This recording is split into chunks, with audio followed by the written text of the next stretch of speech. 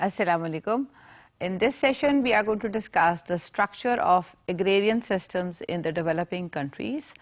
In particular, I'll be focusing upon the structure of agrarian system that is prevailing in Asia as well as in Africa. So we will discuss in detail that how farmers in these two regions,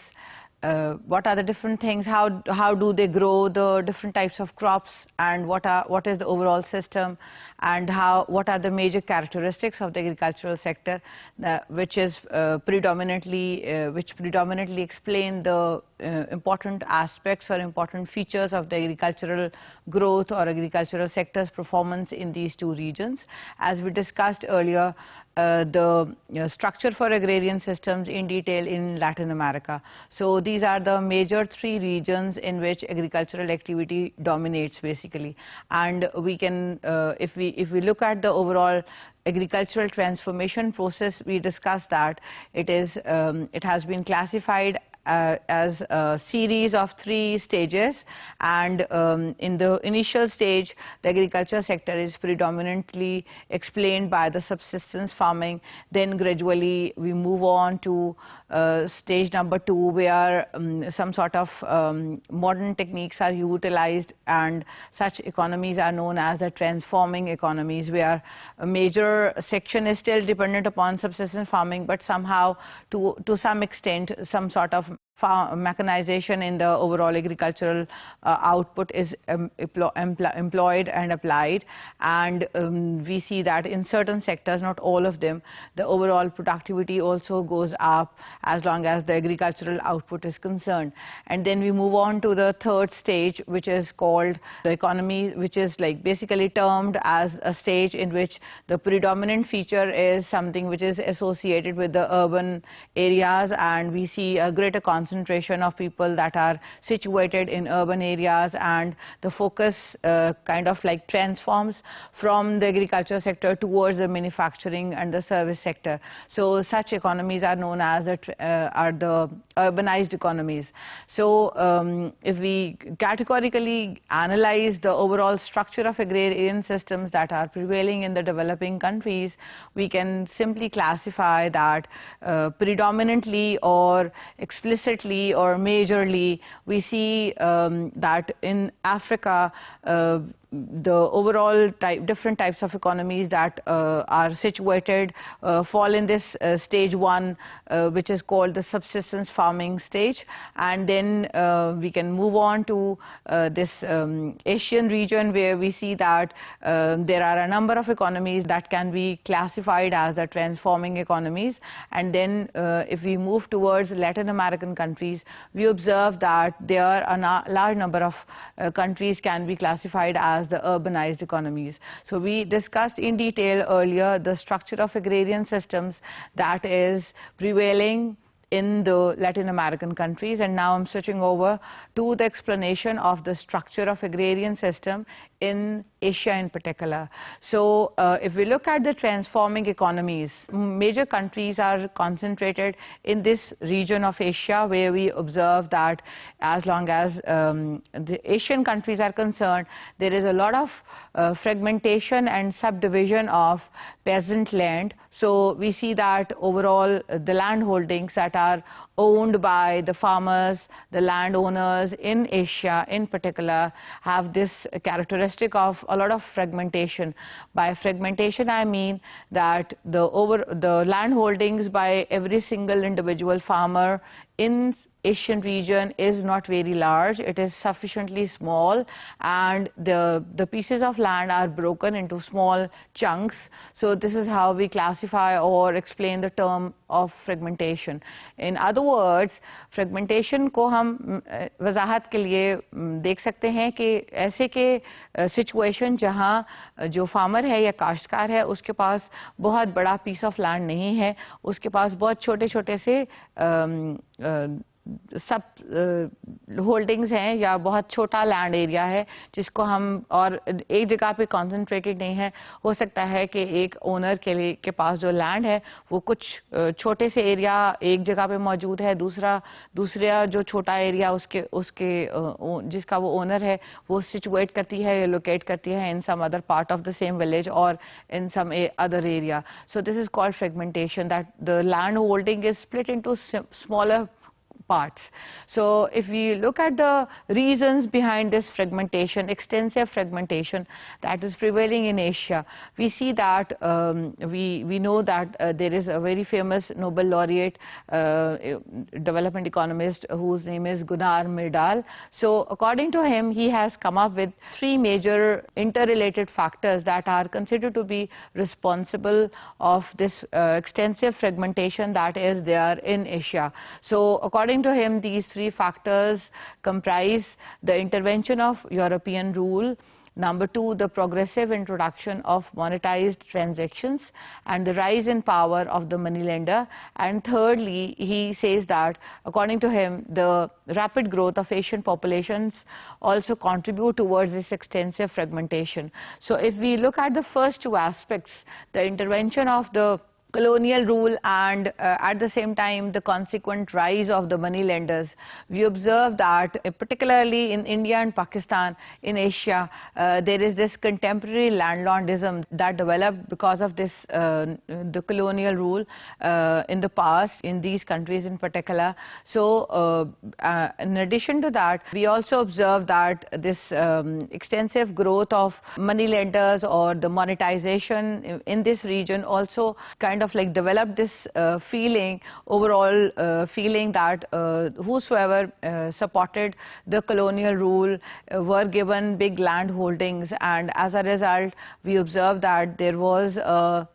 huge disparity as long as the distribution of land is concerned in this region because of the colonial rule. So at the same time, when we see that the development of the monetization also took place during the same time period, and that could be also considered as a consequence of the colonial rule, we observe that the actual development of the people who were sitting in the masses in this region was not undertaken, and the overall benefits were focused upon the people who are already having big chunks of land, and or we can call them as the big landlords. If we analyze the situation, we see that if we observe an individual who is a big landlord, then it becomes really difficult for these individuals to nicely utilize all the available resources in order to come up with a higher level of output, as long as the utilization of those big pieces of land which are holded by these big landlords are concerned. So we observe that there is a trend of sharecropping and tenancy in this region, and because of this contemporary landlordism in India and Pakistan, we observe another very important thing that is called absentee landlordism. Although the landlord was there as long as the ownership is concerned, but if you see the practical utilization of those big pieces of land are concerned, we see that some very low level of output was generated using those pieces of land, because the landlords were not kind of like nicely participating in exploiting the available resources, and in order to develop those lands properly, or in order to enhance the productivity, the agricultural productivity of these land holdings. So we observe this problem or the feature of absentee landlordism, because if there are relatively lesser number of people that are linked up with some medium-sized farms, then definitely that contributes significantly in order to nicely utilize the resources that are available. But if to one individual or to a smaller group of people,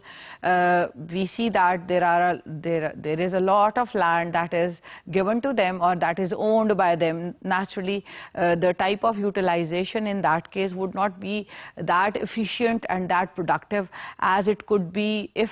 there are a larger number of people that are associated with a larger pieces of land. So because of this particular thing, we observe that although there is a great number of sharecroppers and tenant farmers that are associated with this utilization of land owned by big landlords, but overall, as we will see later on, that since if I do not own the land and the land is not sufficiently large as well, I can manage the things in a better way. So if the land holding is too very big and I on my own cannot manage it properly, I will have to hire some people other than me who will be hired or who will be asked to take care of it or to grow some sort of crops. And because they do not own that land, the other party, and they have to reap certain fixed amount of money, or they can share the total profit that is given as a some sort of percentage of the total output that is generated, then the true motivation cannot be there, and we observe this in the form of absentee landlordism, that the overall productivity was not enhanced. Plus another important thing which we observe is that if you are having a big land holding and you have hired some other people as the sharecropper or the tenants, then maybe in order to nicely utilize that huge piece of land in a very productive way, you may be needing some big type of machines and some sort of sophisticated, scientifically tested seeds and other techniques which can help you in order to enhance the overall agricultural productivity to a greater extent. So if that kind of an effort is not there, then the potential output cannot be achieved, and that resulted in an overall low level of productivity which we observe in agricultural sector, in particular in the Asian region. In addition to that, we also observed that there was an extensive increase, a large increase in the overall population in a number of countries where we observe that agricultural activities are predominantly explaining the overall total output that was being generated in these countries in Asia. So because of this extensive increase in the population, we see that because of the inheritance, division of land was there, and as a result we see a lot of fragmentation took place, and by the end of the day we see that a huge section of the total population of a developing country situated in Asia ended up with a very small piece of land because of this inheritance, because of this extensive increase in the population. So together these three things help us in understanding why we see a lot of fragmentation taking place in Asia, and we also see that because of this fragmentation, people were not nicely able to come up with a higher level of output, or they were like kind of earning whatever they were earning, that was not very high as well. So the income which was being generated from the agricultural activities by these majority of people who were not having very big land areas, that ended up in low level of productivity of the agricultural sector. So these are the important aspects that explain the overall agricultural sector or agriculture's system in Asian region. If you further move on to the structure of agrarian systems that is prevailing in Africa, we observe in altogether different system. So in Africa, when we look at analyze the agricultural sector's output or agricultural sector's important characteristics, we see that there is a high prevalence of low productivity, and that is mainly because of the lack of use of appropriate technology. So this is mainly because of the low levels of income of people that are associated with these with the agricultural sector in Africa in particular. particular. So in addition to that, we also observe another phenomenon, and that is called the shifting cultivation. So we observe, as long as the African agricultural production is concerned, or agricultural output or agricultural setup is concerned, we see that majority people living in Africa do not have big land holdings. They have smaller land holdings, and what they do is, because they do not use technology at all, they use age-old techniques of agricultural or activities or farming, and the tools which they use are the ones which they have like inherited from generation after generation after generation. And the overall there is no concept of like in majority of the agricultural activities, there is no concept of mechanization even now. So we observe that as a result of all this, there is this subsistence farming which is still going on in Africa, in a large part of Africa. So and that is mainly because of not using the appropriate technology. So what they do is they initially grow they farm in a certain smaller area relatively, and what they do is they extensively do the farming in that particular area. So when they see that the overall productivity or the fertility of that piece of land has gone considerably down because of the extensive farming in that particular area, they move to some other area and they leave that place so that it regains its fertility over time. So this is how they keep on shifting their cultivation from one place to another, and from that place to some other place. And as a result, we see that whatever they produce at one time, in like I'm talking about the majority farming taking place in Africa, which is mainly classified as the subsistence farming, and we observe this concept of shifting cultivation in a large part of Africa, where people are still associated, linked up with farming, which is done only to earn some sort of living for their personal consumption, not for some saving or investment purposes. Whatever they produce, that is considered to be sufficient enough for their personal consumption, for the consumption of their family, and that's all. So in addition to that, we also observe that as long as the labor distribution in Africa is concerned, there is this seasonal demand for labor that is concentrated in a large part of Africa. And again, we observe that people associated with the agricultural sector are still dependent upon the rain water, and as long as the irrigation system is concerned, it's not very much developed at all. So mainly the agricultural activities are based upon the natural sources of water, and one of the major sources of water to these farmers living in Africa is rain. So what they do is they wait for the rainwater to come, and then they start their agricultural activities. So this has been observed that as long as the labor demand in the agricultural sector is concerned, the labor demand is mainly dependent upon the occurrence of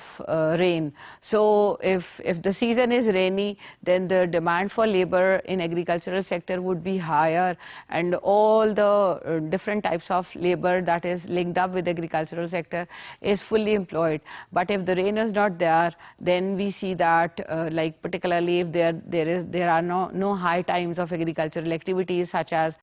sowing or harvesting, we observe that this labor which is associated with the agricultural activities in Africa stays unemployed, and they do not have anything to work with or work on. So we observe this seasonal demand for labor, and that is mainly based upon the frequency of rain, and which is something not a good idea, because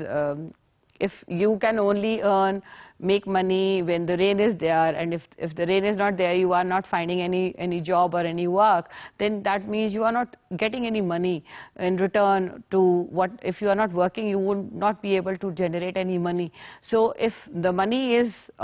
dependent upon the rainfall, and the rainfall is again not needed throughout the year, so that is again indicates that the overall income generation among these farmers who are associated with the agriculture sector in Africa could not be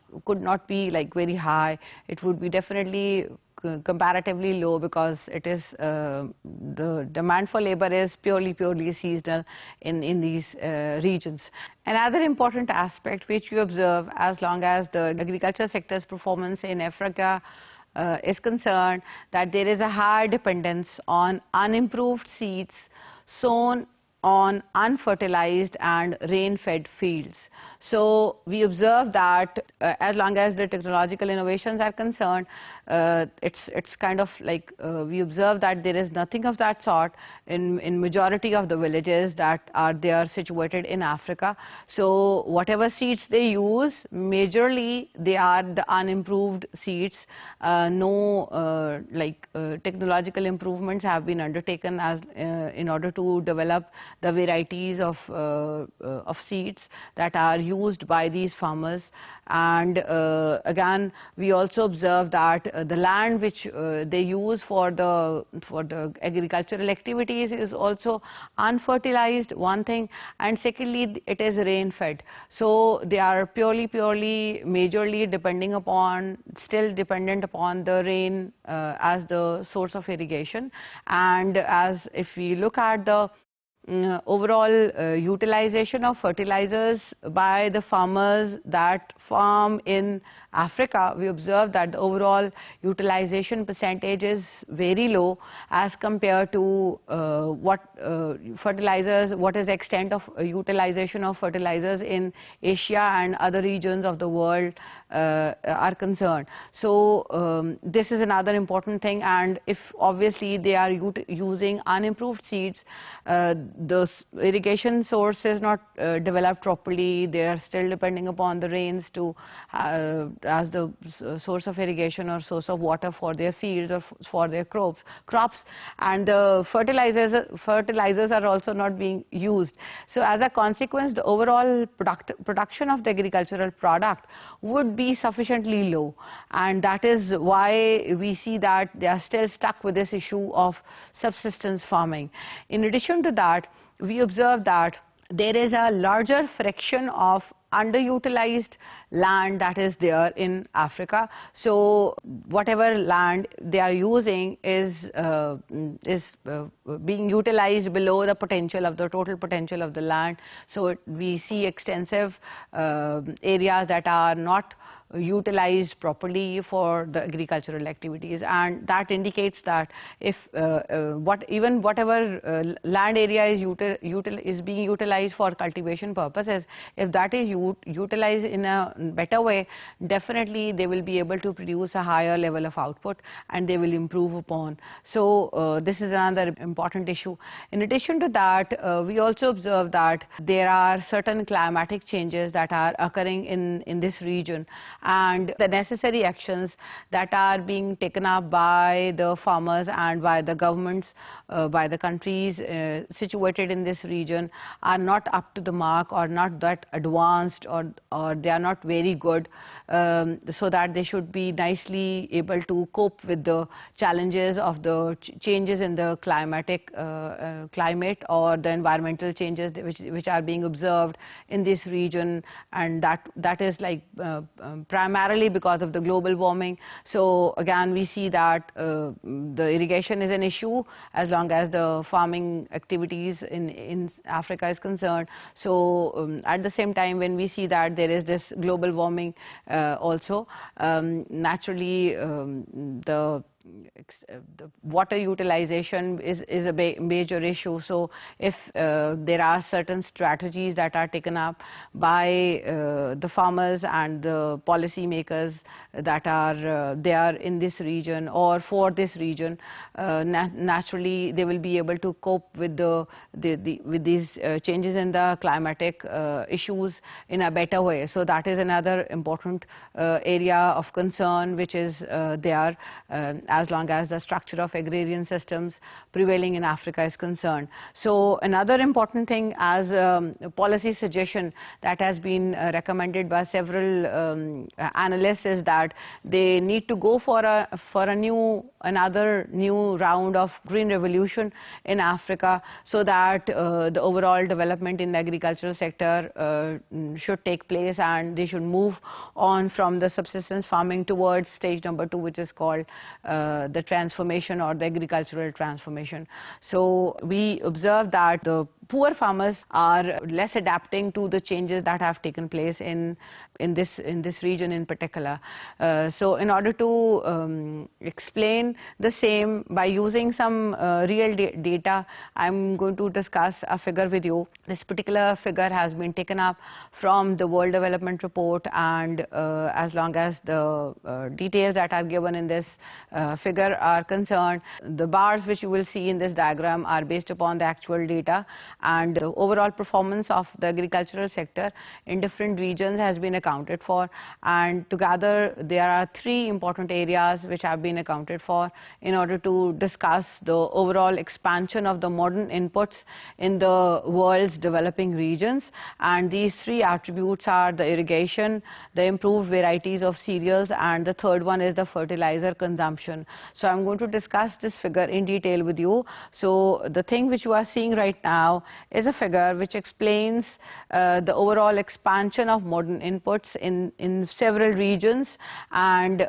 if you look at the first part of this figure, there are 3 time periods in which the data has been collected for the several regions, and the list of those regions is given along the vertical axis. Along the x-axis you are seeing the share of arable and permanent cropland in percentages. So the first panel tells us about the extent of the irrigation that is being used in these regions which have been enlisted along the vertical axis. So you can see that in the 1962 values are given by the dark blue section, and the relatively lighter blue section is for 1982, and then the third, like slightly darker than the previous one, is for the year 2002's data. So if you look at the sub-Saharan Africa's bar, you will see that the overall percentage of arable and permanent cropland which is being irrigated in sub-Saharan Africa altogether is 4%. If you compare this number with 39 which is for South Asia, 29 which is for East Asia and Pacific, 33 for Middle East and North Africa, you will see that relatively considerably very low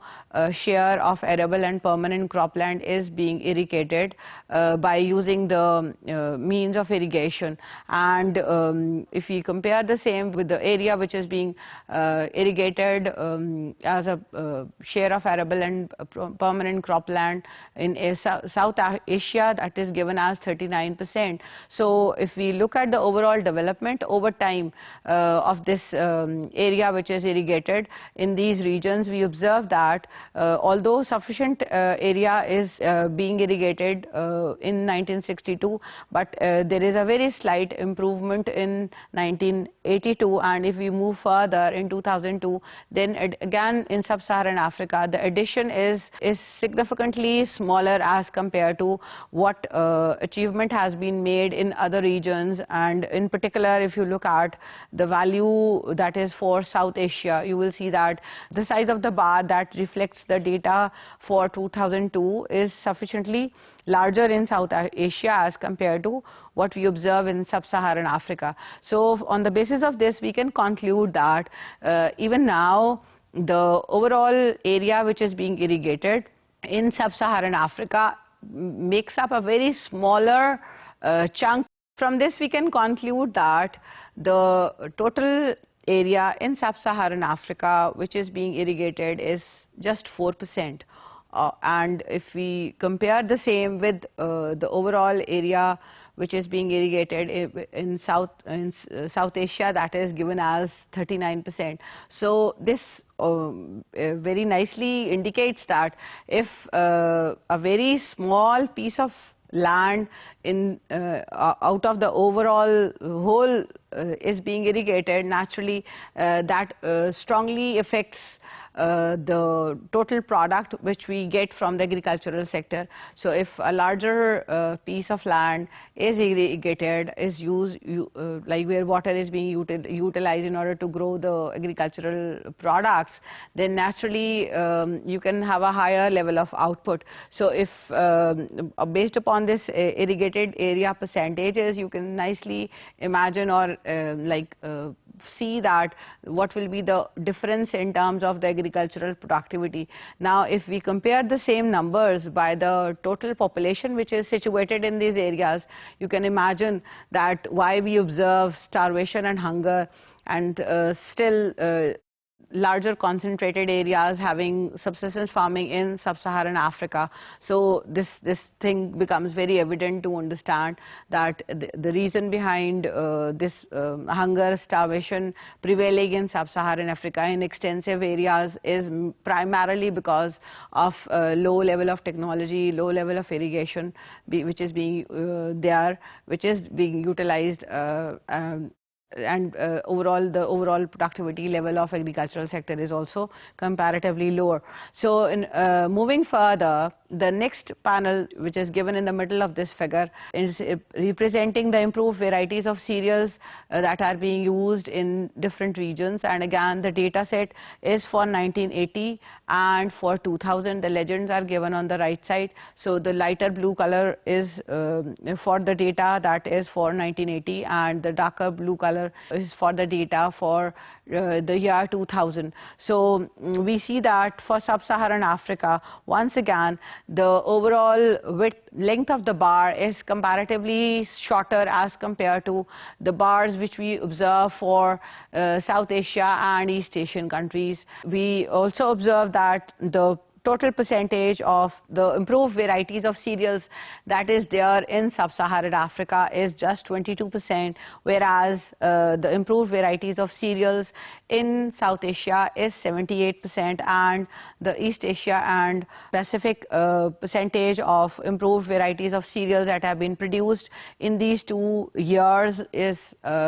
significantly larger, and the overall percentage for the year 2000 is given as 84%. So moving further down, you can see that for the remaining 2 regions it is 61 and 81% respectively. But if you concentrate on the overall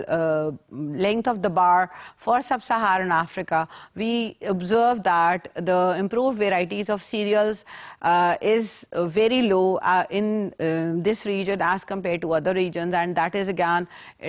reflecting the lower utilization of the appropriate techniques and innovations that are badly needed to have an improved version of different types of cereals and varieties that can be there, and that can certainly help in overall increasing the agricultural output in this region in particular. So in the bottom of this figure, you will be observing another panel which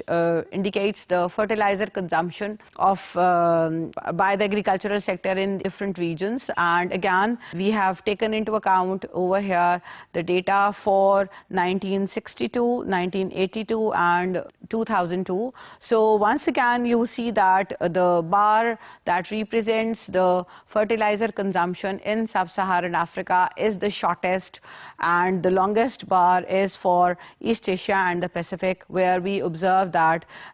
together there are 190 kilograms per hectares of arable and permanent cropland where the fertilizers are being utilized. And if you compare the same with the value for sub-Saharan Africa, we observe that a sufficiently smaller quantity of fertilizers is being utilized as long as the agricultural activities in sub-Saharan Africa is concerned. So from this we can derive a conclusion that together in all the different types of dimensions which we have observed so far, we see that the overall utilization of technology and various techniques which can be utilized in order to enhance the agriculture's productivity, agriculture's output are not there as long as sub-Saharan Africa is concerned. And if they emphasize on the development of these important aspects, they come up with various different types of technology, they adapt to the climatic changes, and they provide some sufficient necessary skills to their farmers. Definitely that will enable them to enhance their agricultural output considerably, and they can shift from this stage 1 of subsistence farming towards agricultural transformation, and that could be largely done by implementing strongly upon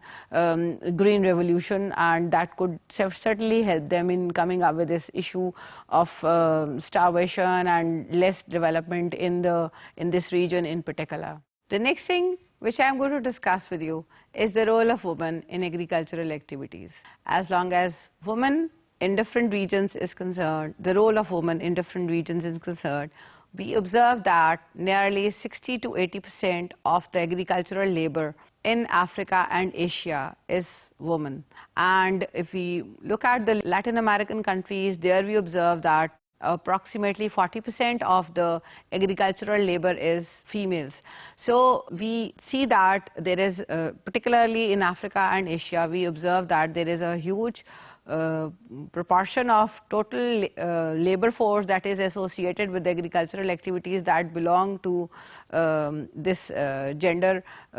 We also observe that what should be we observe the economic conditions in which the females work and the contributions which they make and the skill level and all these education qualifications, etc., of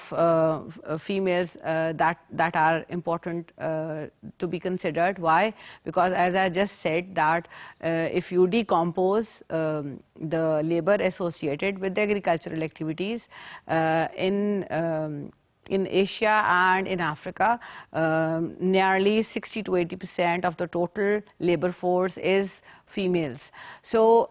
if you look at the skills and the economic position or economic situation of the woman that is associated or linked up with agricultural activities in Africa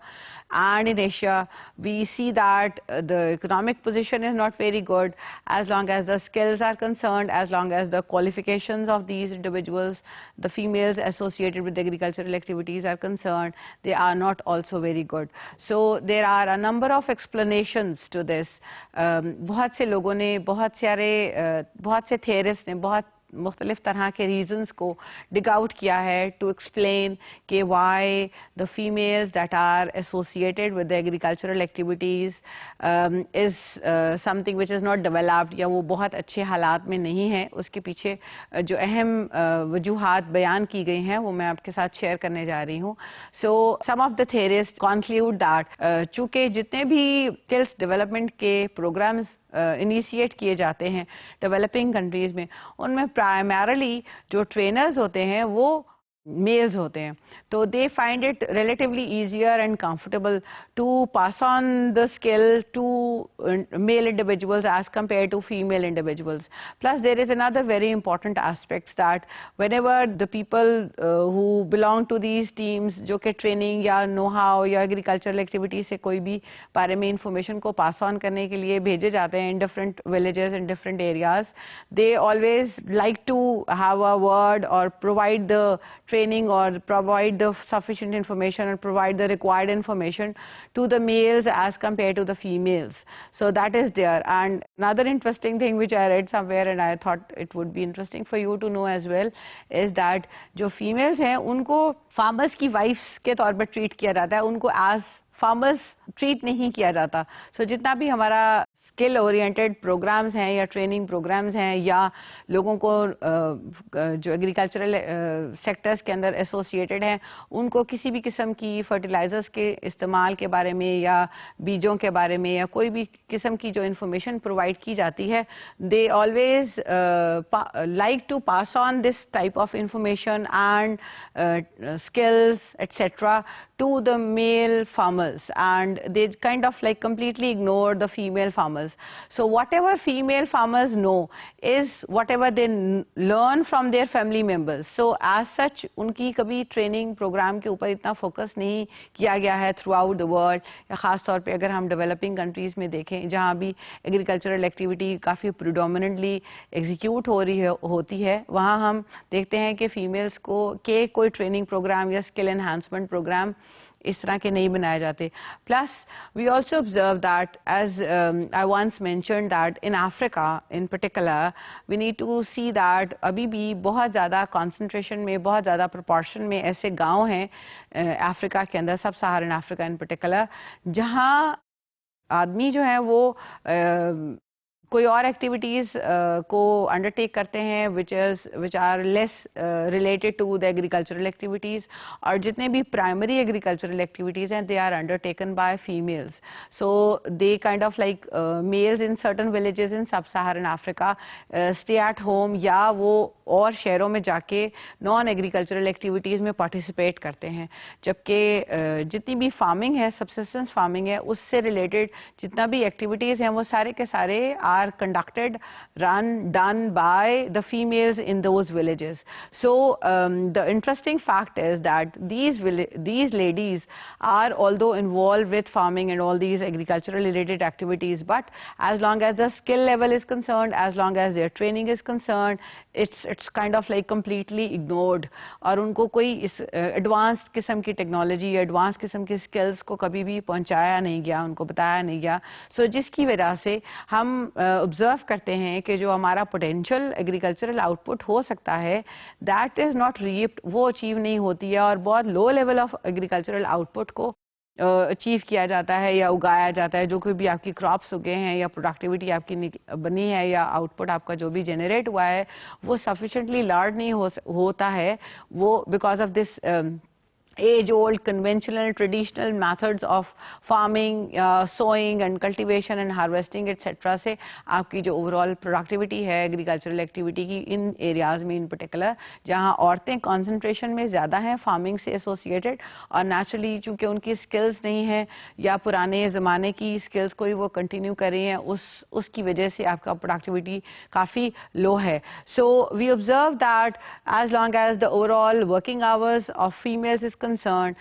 women work relatively more as compared to men because they look after the agricultural activities and at the top of it वो घर के सारे household chores को भी देखती हैं. So we need to see that if we want to overall enhance the potential or enhance the productivity of these individuals that are linked up with agricultural activities, but because उनके पास sufficient या required skill नहीं है जिसकी वजह से वो agricultural activity के अंदर बहुत नाइसली पार्टिसिपेट नहीं कर सकती हैं. Although they work a lot manually, अगर आप उनका वर्क आवर्स को अकाउंट फॉर करें तो that is sufficiently large, but as long as their contribution in terms of the overall output is concern तो उनकी प्रोडक्टिविटी लो होने की वजह से हमें टोटल आउटपुट जो है वो काफ़ी लो मिलता है. So if this is enhanced, certainly that will contribute considerably in significantly increasing the overall output level of agricultural sector in these countries. So अगर government focus करे कि वो हम जब अभी जो भी ट्रेनिंग प्रोग्राम्स होती हैं, जैसे पाकिस्तान में भी हमने देखा रूरल एरिया में अक्सर एग्रीकल्चर डिपार्टमेंट के जो लोग हैं वो ट्रेनिंग प्रोग्राम्स को रेंडर करने के लिए जाते हैं, और उसमें बाकायदा वो जो बड़े बड़े लैंड ओनर्स हैं या लैंडलॉर्ड्स हैं या बड़े फार्मर्स हैं उनको इकट्ठा करके उनको सोफिस्टिकेटेड और इम्प्रूव टेक्निक्स के बारे में तालीम दी जाती है, उनको ट्रेनिंग प्रोवाइड किया जाता है, उनको इंसेंटिव्स देते हैं, बताया जाता है कि आप ट्रैक्टर्स को इस्तेमाल करें या फलां टाइम के ऊपर सीड लगाएं या फर्टिलाइजर्स एट्सेट्रा एट्सेट्रा की ये फ्रीक्वेंसी होनी चाहिए एट्सेट्रा. सो ये सारी की सारी जो स्किल की जो इंफॉर्मेशन है, ये सारी की सारी जो टेक्निकल इंफॉर्मेशन है, that is primarily passed on to the male farmers. So if such kind of programs are developed in which equally participate करें आप female farmers को भी और male farmers को भी simultaneously, या you can develop separate training programs for specifically meant for the development of the female farmers, so that would certainly enhance the overall productivity of the female farmers, because as I just mentioned कि अगर आप labor force associated with the agricultural activities को decompose करें तो उसमें एक बहुत बड़ा जो significant proportion है वो females का होता है. So government जो है वो अगर इस तरह से strategize करे अपने programs को या developmental जो उनके programs बनाते हैं वो उसमें अगर वो फोकस करें कि they need to like equip with the latest skills, with the latest technology the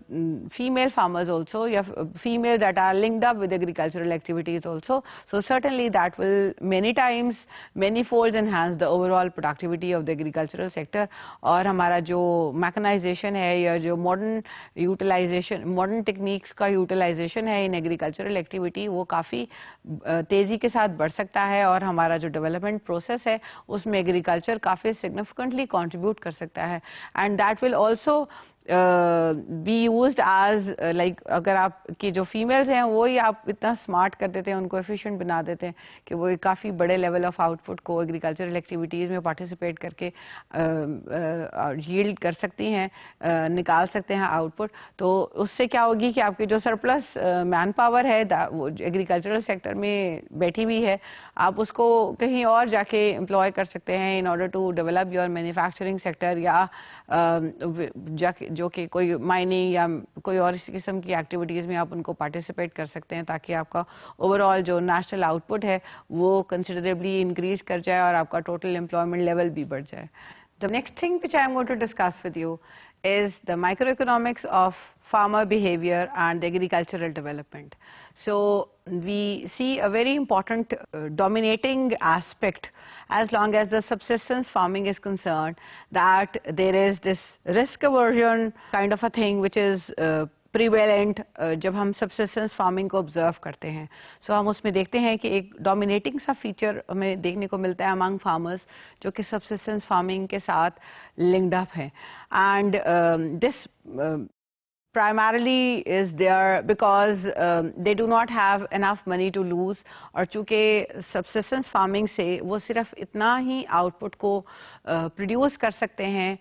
जो कि उनके फूड के लिए, फैमिली को फूड प्रोवाइड करने के लिए सफिशिएंट होता है. सो चूंकि उनके पास एक्स्ट्रा मनी नहीं है तो naturally they are reluctant to lose any sort of money, because eventually what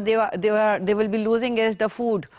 for their family and for themselves. So we observe that predominantly एक चीज़ जो हमें observe करने को देखने को मिलती है among the people who are linked up with subsistence farming is this concept of risk aversion. And we know कि farming में, agricultural activity में uncertainty is always there. So for the survival purpose we observe के वो try करते हैं कि हम ऐसे के कॉम्बिनेशंस लें या इतना लेवल ऑफ आउटपुट को प्रोड्यूस करें जहां, या इस किस्म के कोई भी एक्टिविटीज़ में पार्टिसिपेट नहीं करें जहां रिस्क इन्वॉल्व्ड है, और वो they try to avoid any such type of combinations और इनपुट्स और anything which may end up in certain types of risks. And because of that risk avoidance they come up with, they do not try new combinations or new things, या कोई नए varieties of output को वो इस्तेमाल नहीं करते. वो reluctant होते हैं कि जो कुछ भी वो earn करें वो भी ना कहीं lose कर जाएं, और as a result they continue living with this subsistence farming. वो अपने हालात को बदलते नहीं है इस risk avoidance aspect की वजह से. So if we look at the this behavior in terms of a diagram. So अभी मैं आपको एक diagram दिखाने जा रही हूँ. So यहाँ पे आपको small farmer की attitude को represent किया गया है towards risk, and we see that this particular diagram or model explains कि क्यों resistance है innovation और change के लिए. So जब हमने अभी discuss किया था कि अफ्रीका के अंदर या काफ़ी और बहुत सारे areas में जिधर agricultural activities execute होते हैं मगर अभी भी सबसिस्टेंस फार्मिंग एग्जिस्ट कर रही है, हालांकि हमें पता कि दुनिया के अंदर बहुत सारे innovations have taken place,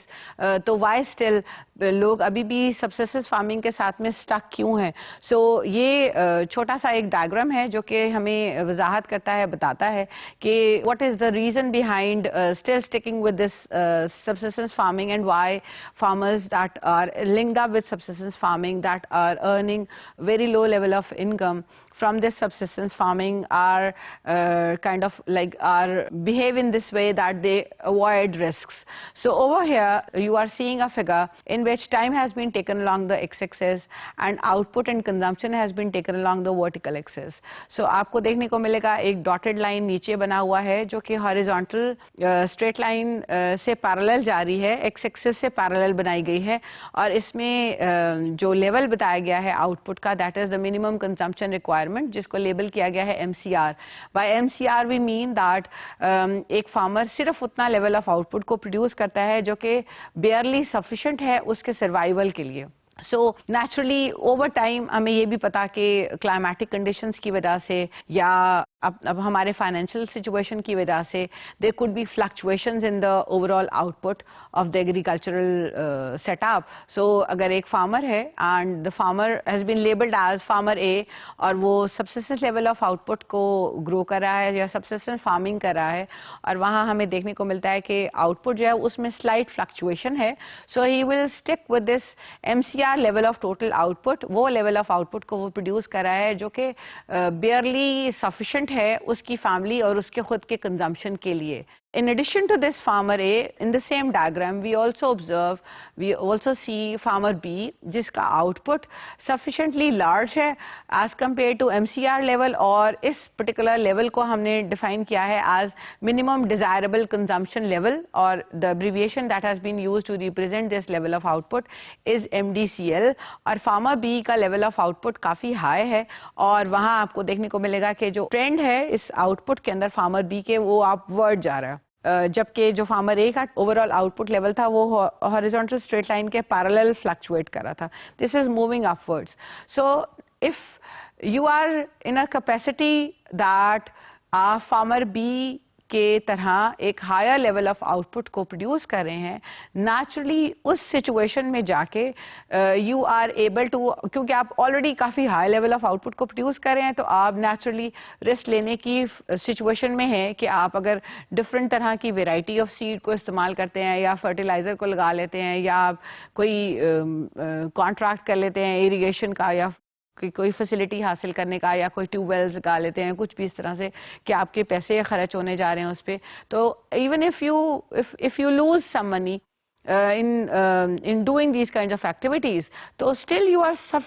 sitting at a sufficiently higher level as compared to farmer A. और farmer A में अगर फार्मर ए अगर इस तरह की कोई भी एक्टिविटी में पार्टिसिपेट करता है और रिस्क लेता है, तो naturally if he loses then he will be not able to even satisfy his basic needs. So in order to be on the safer side, farmer A will continue growing the MCR level, will continue moving along the MCR level. However, the people who are already sitting at a higher level of output, they will be able to take up the different types of risks, and as a result of this, we observe that people who are sitting at a higher level of income or producing a higher level of output, they try different types of options and they move to a further higher level. So वो development के एक ऊपर वाले ladder के level के ऊपर पहुंच जाते हैं और उससे एडवांस करते चले जाते हैं. So we see improvements in terms of the farmers that are already sitting at a higher level और producing a higher level of outcome, but at the same time we observe that there is a sufficiently large class of farmers जो कि subsistence farming के साथ ही stick करती है because of this risk averse behaviour which they develop because whatever they are producing is so very low. Thank you.